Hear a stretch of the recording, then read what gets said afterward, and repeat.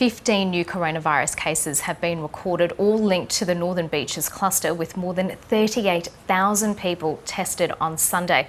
Reporter Ashley Raper joins me now. Ash, the New South Wales Premier spoke a short time ago. What did she have to say? Yes, Karina, the Premier has given her daily update here for the evolving situation that is happening here on the Northern Beaches and Greater Sydney. Now, they revealed quite good news that there were 15 new cases recorded here in New South Wales, and all have been linked to that Avalon cluster. And that has also come from 38,000 tests that were done yesterday, which is a record number of tests here overall for the whole year here in New South Wales. So clearly people are listening to the messaging and going out and get testing, and there's 15 new cases. What was also revealed today, though, that yes, these cases are connected to the Avalon cluster, and that cluster now stands at 83 cases. But they've also seen that obviously not everybody who has been infected resides on the Northern Beaches, and there have been other events. There's a hair salon in Turramurra, there's been a workplace in the CBD, and there's also been a pub in Erskineville, which is in the inner west, where somebody who has been infected from that Avalon cluster has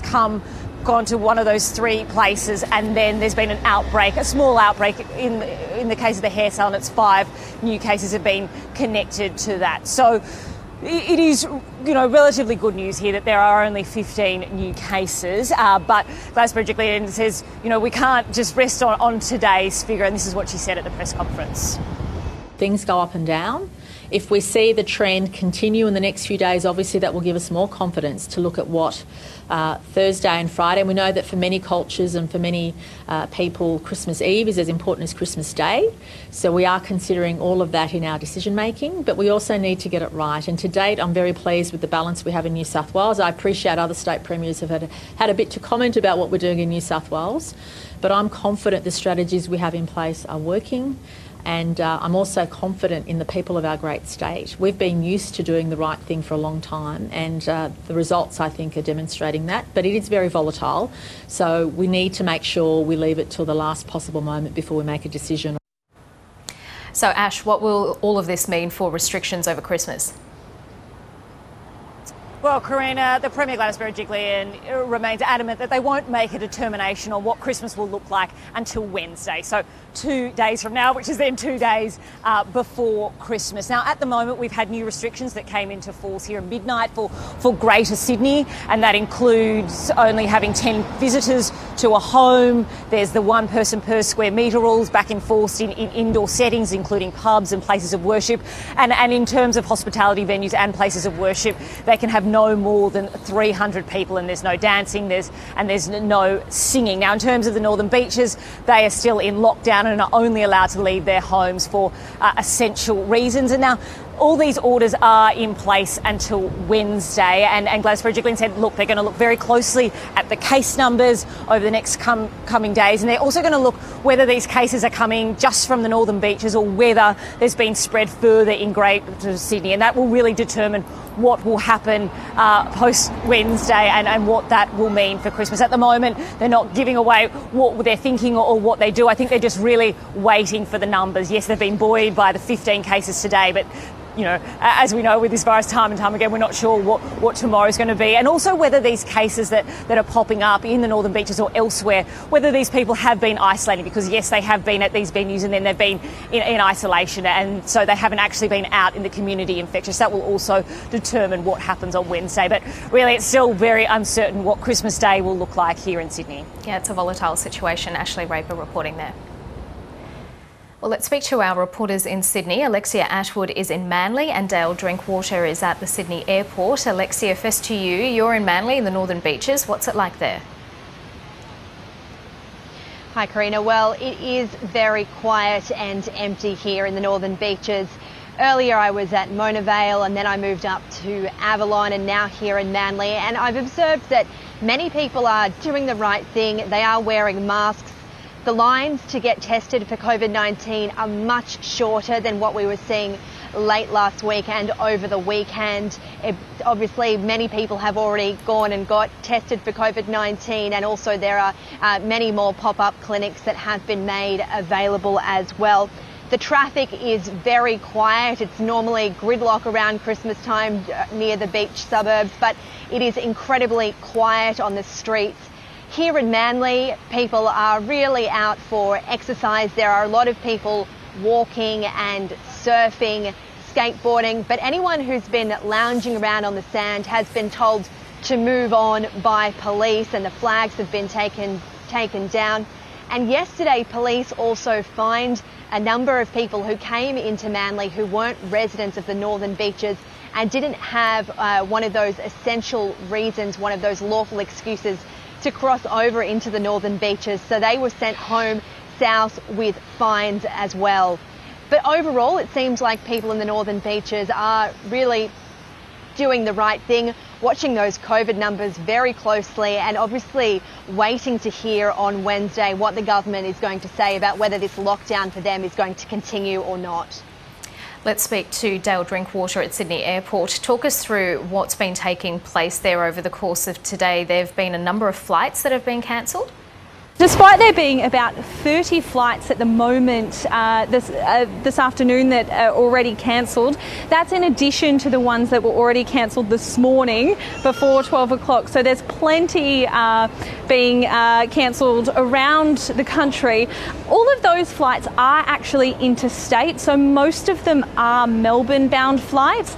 You also have your Hobart, your Perth, your Brisbane, your Adelaide, and even some interstate regional destinations such as Mildura and the Gold Coast, if you could call the Gold Coast regional. But your New South Wales regional destinations have been pretty safe at the moment. As we heard from the Deputy Premier just before, there is no official kind of restrictions in terms of heading to regional New South Wales, just really kind of strong warnings to be mature, urging caution, all of that. But the cancellations that are taking place here today, I'm being told, are off the back of that chaos that we saw over the last 2 days. So all of these people who were just flooding into this place to try to get on last-minute flights to get home before the tighter border restrictions, and then completely filled up this place. So today's a bit quieter. All the people that were supposed to be on the flights today and in the coming days were all on those flights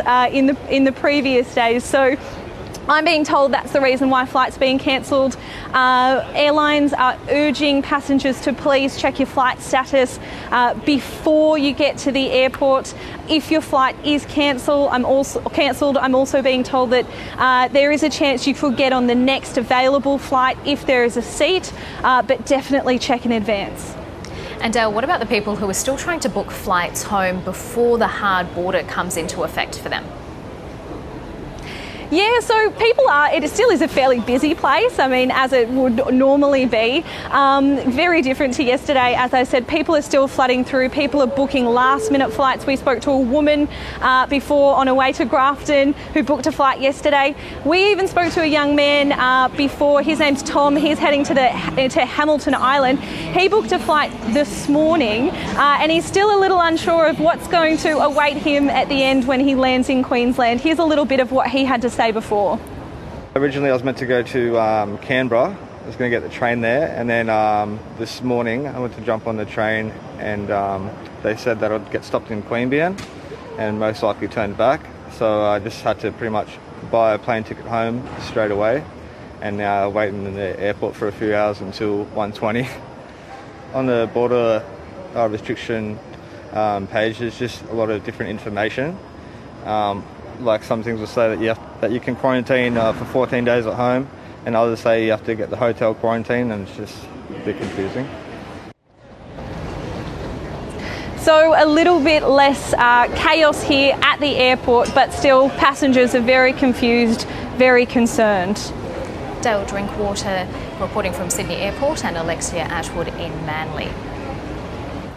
Well, let's go to Queensland now. Reporter George Roberts joins me from Brisbane. George, what's the latest there from Queensland? Well, Karina, there's been a trickle of travellers from Sydney amongst the morning rush here at Brisbane Airport, and many of those have been returning residents who've been arriving in that rush to get in before Christmas and before the 1 a.m. cut-off tomorrow morning. Of course, the people arriving today still have to quarantine at home for 14 days and have a COVID test, so that means that their Christmas plans are in disarray.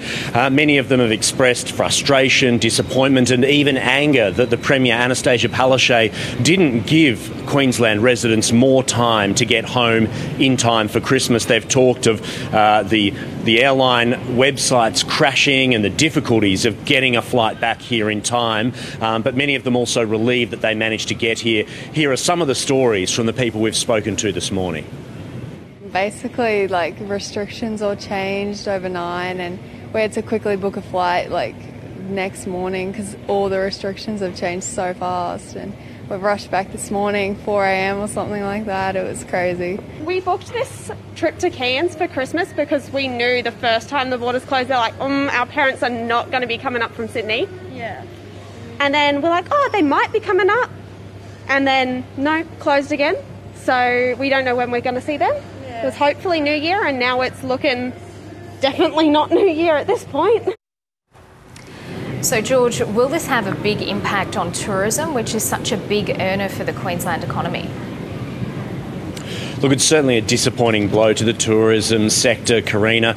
There were so many hopes pinned on the fact that borders to the southern states were opening or had opened in time for Christmas, and that was supposed to deliver the boost that so many people had been hoping for. The tourism operators down near the land border with New South Wales, but also right up through to the Great Barrier Reef, Cairns, Port Douglas, all those places. And of course, with New South Wales and Sydney in particular being the biggest domestic tourism market for Queensland, that certainly gives a disappointing blow at such an inconvenient time just at the last minute.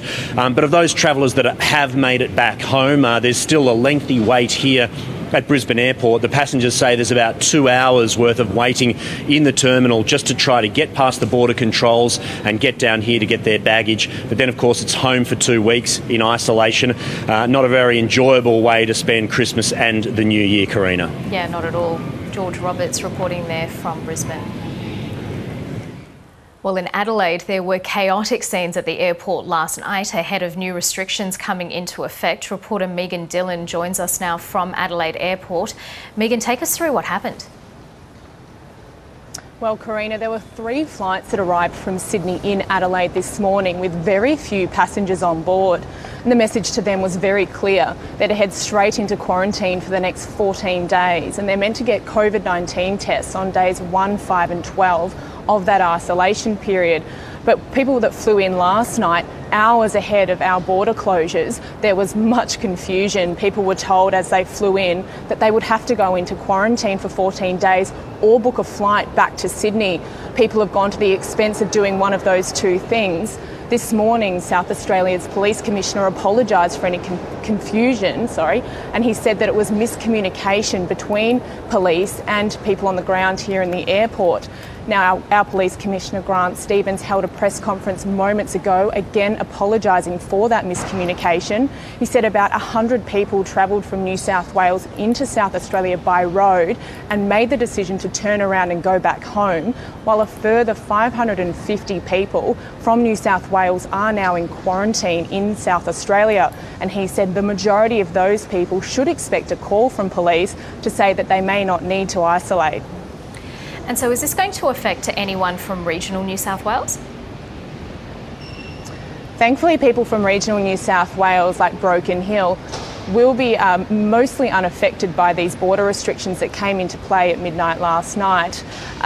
They are allowed to come into this state as long as they have a COVID-19 test on their day of arrival. Now, South Australia Police have set up testing stations at the checkpoints on that border, making it a little bit easier for them to get across. But it's safe to say that the cluster on the northern beaches has created a bit of Christmas chaos here in South Australia. Indeed it has. Megan Dillon reporting from Adelaide Airport. The inquiry into Victoria's bungled hotel quarantine program has failed to determine who commissioned the use of private security.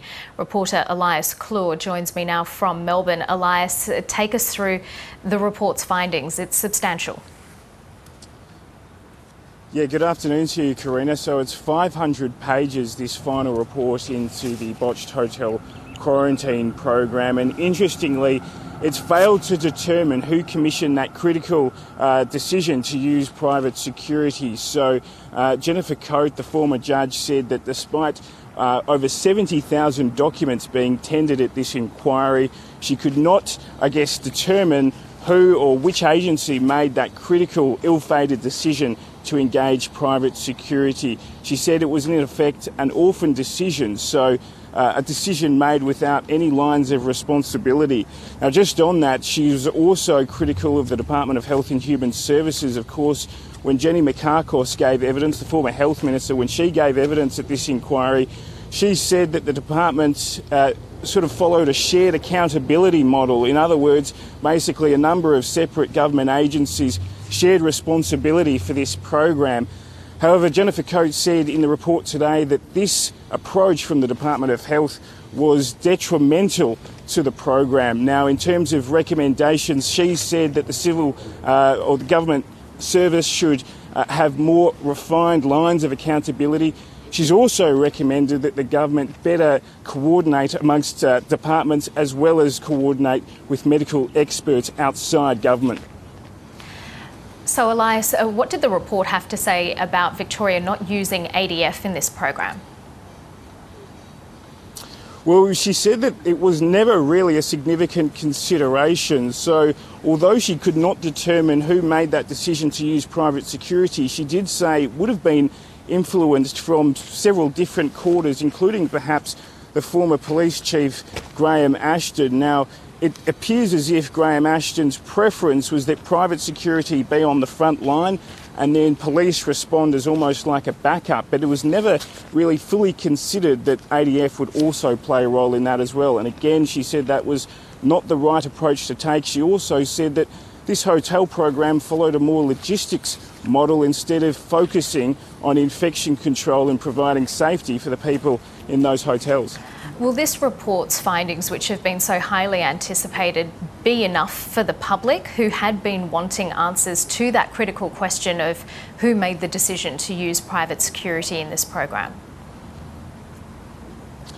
Well, interestingly, just on that point, Karina, a woman whose family member died of coronavirus during the second wave of infections here in Melbourne says that she's frustrated that once again, this inquiry has failed to deliver, a clear understanding of who was responsible for what, particularly that decision to use private security. So if that's anything to go by, perhaps the family of the coronavirus victims would be frustrated that this report hasn't delivered, the clear understanding of who made these critical, ill-fated decisions. Elias Kloor reporting there from Melbourne.